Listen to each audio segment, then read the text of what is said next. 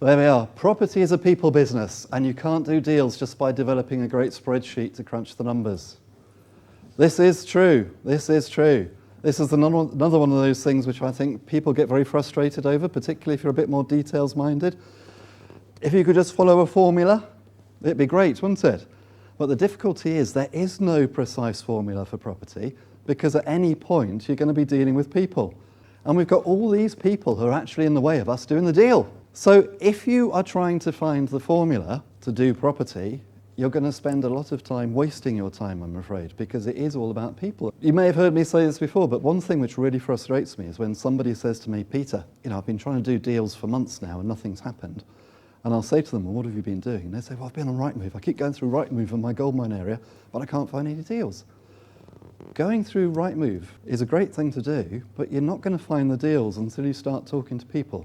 Because ultimately, the best deals come when you find somebody who needs to do the deal with you. And that comes down to talking to people. That comes down to understanding people. When your solicitor's going a bit slowly, you need to know how to manage somebody in such a way that they don't feel threatened and they actually want to help you. That comes from understanding people. When you're dealing with your broker who has to go and chase the lender because the lenders are slow, that comes down to understanding people.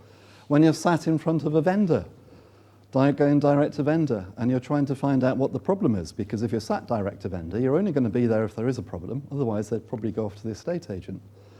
You need to find out what the problem is, so you need to understand people and be open to people and realise that it's all going to come down to dealing with people. You cannot get away from the people. There's always going to be a person. So don't think of it as being a property business, think of it as being a people business first, and then the property comes after. And the figures and the maths is great, and that all has to stack, and the figures have to stack, but you're only going to get to the point where you're stacking the figures when you first dealt with the person. I hope you found this video useful and informative, and if you did, then please come over to my website, www.thepropertyteacher.co.uk, where you'll find loads more great property-related resources, including free special reports to download, and my best-selling series of ebooks, which includes the Successful Property Renovators Workshop, 63 common defects in investment property and how to spot them. And if you're just starting out in property, or if you want to grow your portfolio, you may be particularly interested in the Successful Property Investors Strategy Workshop, in which I'll take you through exactly how I started and built my property portfolio, starting literally with none of my own money, and how I built a portfolio of £2 million worth of property in just 4 years. And that was starting from scratch. I'll take you through everything that I did right so that you can copy me and do the same. And I'll also show you everything that I did wrong so that you can avoid the mistakes that I made, and so that you can progress in property and be far more successful far more quickly than I ever was.